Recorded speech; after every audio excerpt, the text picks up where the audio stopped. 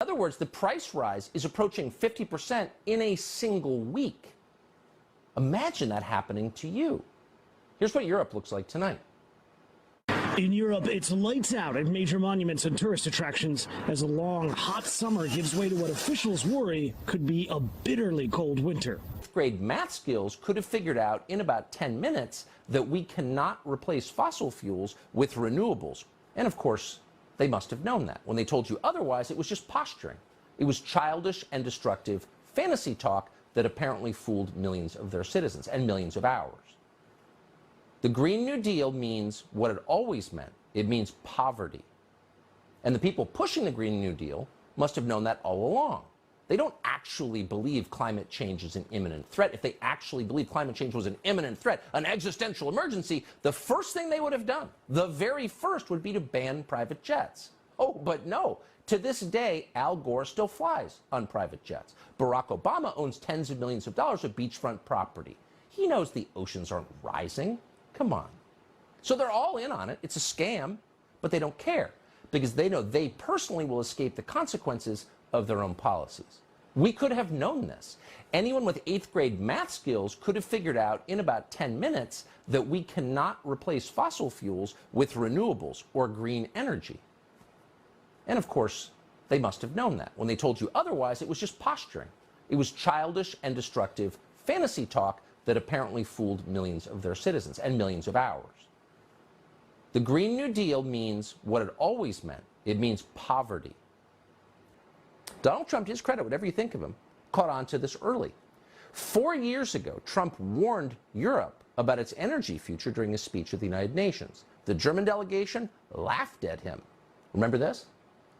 Germany will become totally dependent on Russian energy if it does not immediately change course. Here in the Western Hemisphere, we are committed to maintaining our independence from the encroachment of expansionist foreign powers. It has been the formal policy of our country since President Monroe. Oh, they're laughing. We have green parties here in Europe. You have no idea what you're talking about. But they're not laughing anymore. The Europeans have discovered that the real threat to human civilization is not global warming. It never was global warming. The real threat to people is global cooling, otherwise known as winter. Far more people freeze to death every year than die of heat. In 2019, for example, 4 times as many people died of cold as of heat. That's according to the Institute for Health Metrics and Evaluation. So when temperatures in Europe begin to drop a few months from now, this is a huge problem, and that will be obvious to everyone. It's not global warming, it's global cooling. That's what's going to kill your grandmother. And when everyone understands that perfectly well, a lot of things are going to happen. The status quo will crumble. Well, when the cost of keeping your apartment warm jumps by hundreds of % in a single year, you become a completely different person. You change your behavior radically. You're no longer tempted to buy a new $1,400 iPhone, or shop at Whole Foods, or even pick up an extra cappuccino. The entire consumer economy grinds to a halt because there's no discretionary income. So it is impossible to overstate the downstream effects on the world of an energy crisis. How are the central banks responding to this? Not well. They seem to be making things worse on purpose. Great. But somehow it doesn't seem to be working. The same central banks that intentionally caused inflation, and they did, those same central banks are now hiking rates to destroy demand. The problem is, this isn't a demand problem. This is a supply problem. And it stems primarily from the war in Ukraine. Because of that war, the West does not have enough energy to continue its economy or its society. Europe responded to that war by imposing sanctions that they knew would inevitably cause energy shortages. They knew it when they did it. Here's the president of the European Commission back in May. And let's be clear, it will not be easy, because some member states are strongly dependent on Russian oil, but we simply have to do it. So today we will propose to ban all Russian oil from Europe. Really? Are you going to be keeping your apartment at 49 degrees Fahrenheit? Will you be walking to work? No, of course not. You'll have whatever you want forever. But the rest of us, she informed us, quote, simply have to do it. And it's not just energy that's being affected by these sanctions. In Brussels, Joe Biden warned that food shortages are inevitable. Remember this? With regard to food shortages, yes, we did talk about food shortages. And it's going to be real. The price of these sanctions is not just imposed upon Russia. It's imposed upon an awful lot of countries as well, including European countries and our country as well. Oh, so we're all going to have to buckle down for freedom. We have to shovel billions to Ukrainian oligarchs who clearly hate the United States because it's the right thing to do. We need to hurt Russia because it's our moral duty.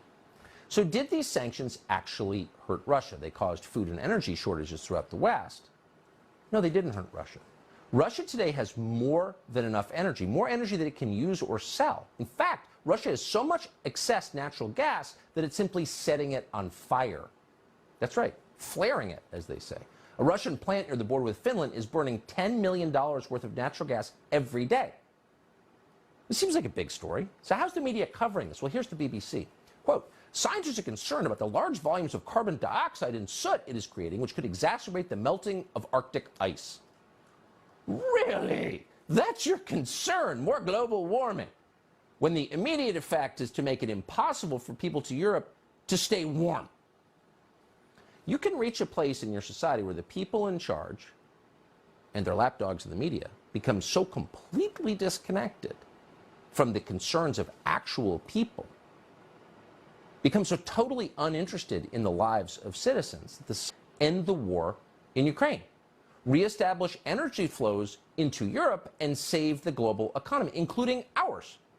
Is Joe Biden doing that?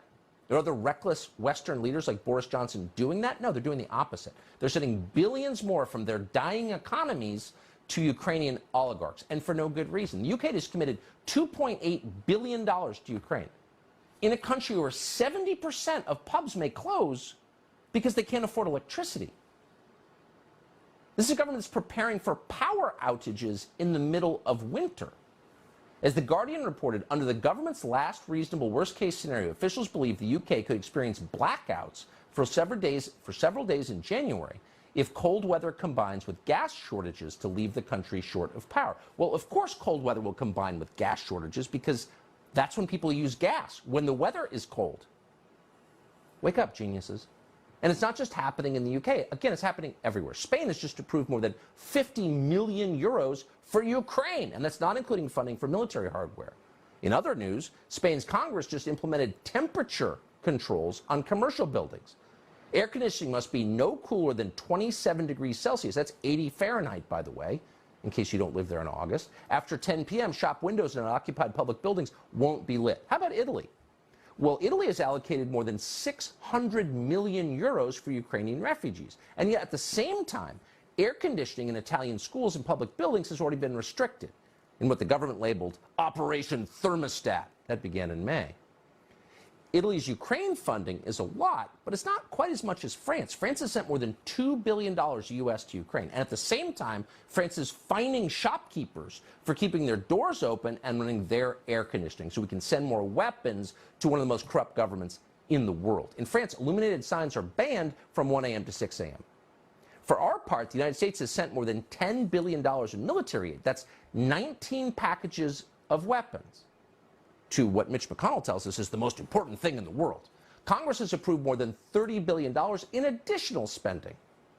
So how is all that spending working out? Are we winning the war in Ukraine? Have we bankrupted Vladimir Putin like Joe Biden claimed we would? The ruble just hit a 7-year high against the U.S. dollar in June. Take a look at this chart comparing the Russian ruble against the euro. Russia's doing well.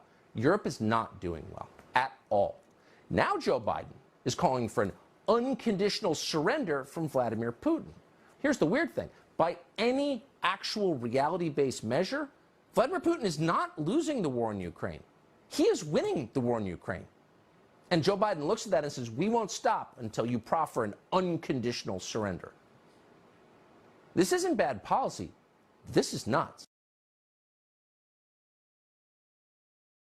The goal is to completely destroy the West in order to make way for Chinese global dominance. What would be the other explanation for this behavior?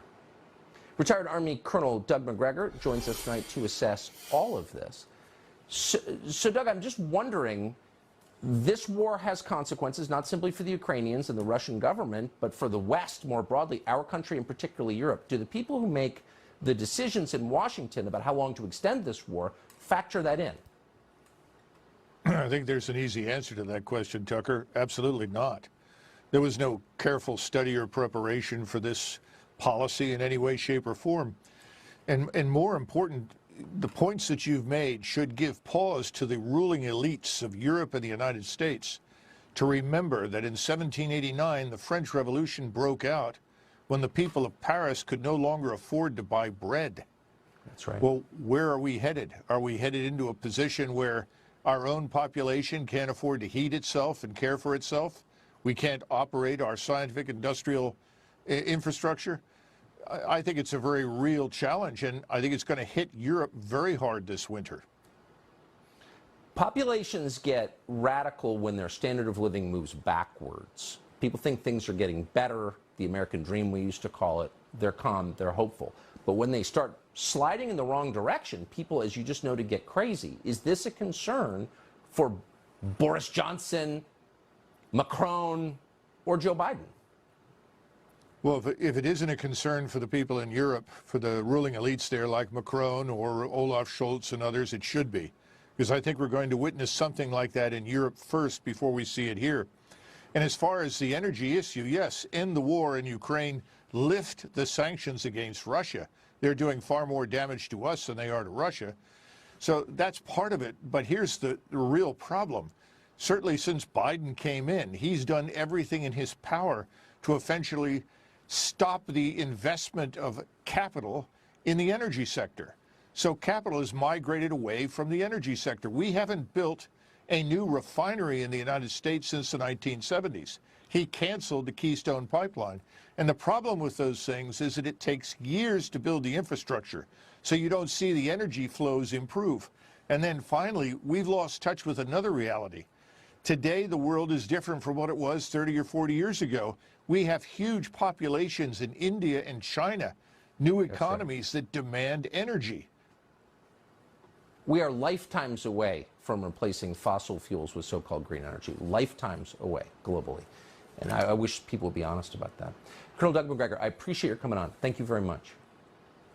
So the Biden administration never stopped talking about democracy, democracy, democracy. What does that mean exactly? Well, Biden just wrote off half the American population as dangerous insurgents, of fact, declaring war on his own country right before the midterms. That's straight ahead.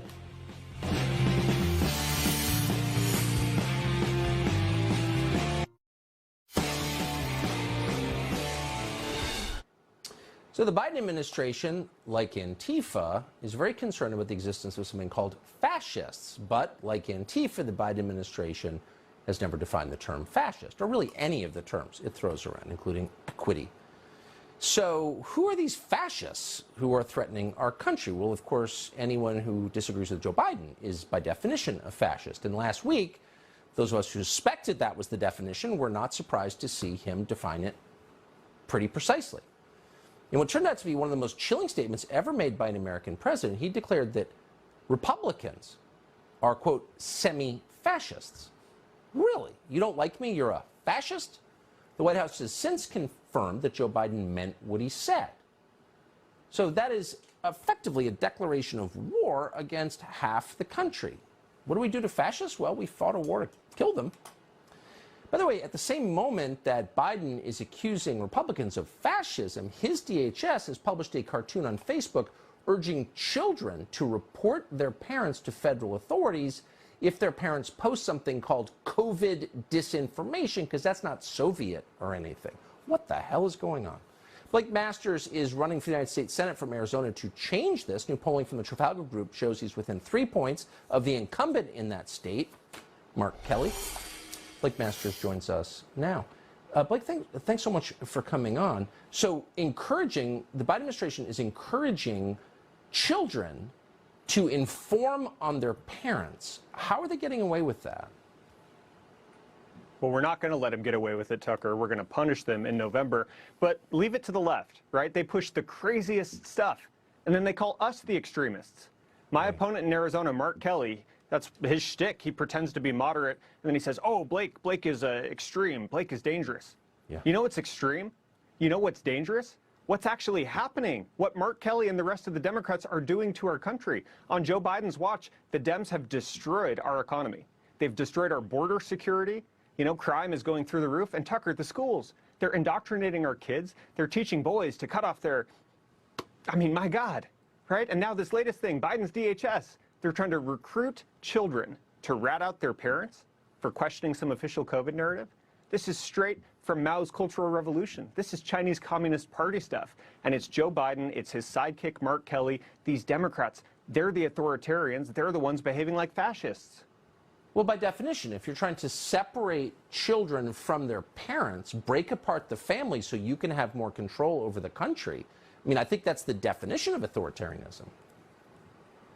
That's it. And Tucker, I'm so glad you said that. It all goes back to the Democrats trying to destroy the family. You know, whatever the issue is that the Dems are shrieking about today, maybe it's COVID, maybe it's climate change, maybe it's systemic racism. No, ultimately their goal is to separate, to drive a wedge between children and their parents. For the left, it's about creating this new red guard, right? Training this new generation of activists who are going to go and try to erase our history and destroy our country. But we're not going to let them get away with it. Like, our kids do not belong to Joe Biden. Thank goodness. No, they don't. Right? And our kids don't belong to the government. We need to protect families. We need to help families. Only Republicans are going to do that. And it's why we have to have a great November. It's why we need to take back the U.S. Senate. It's why I'm going to beat Mark Kelly. Some Republicans will do that, and I think you're one of them. So I appreciate you coming on tonight. Blake Masters, appreciate it. Thanks, Tucker. So occasionally we ask on this show a sort of relevant question. What are they doing up in Canada? It's not just sled dogs and Molson. No. It's Castro's Cuba. Trudeau has just announced a new initiative to spend millions of dollars on bisexual Inuit, among other groups that he doesn't appear to even be able to define. But it's an amazing piece of tape. You'll enjoy it, we promise. We'll be right back.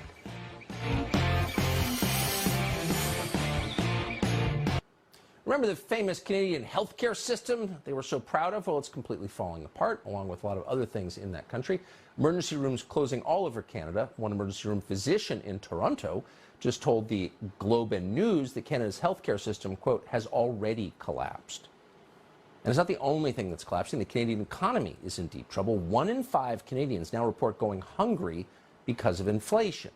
Thankfully, they've got Justin Trudeau on the scene, and he's got a plan. He announced just the other day he's going to deal with Canada's biggest problem, and that, of course, is Two-Spirit Eskimos. They're facing a lot of discrimination. And to rectify that, Trudeau announced that Canada will invest $100 million in a, quote, historic action plan for something called, and we're quoting, the 2SLGBTQI+ communities.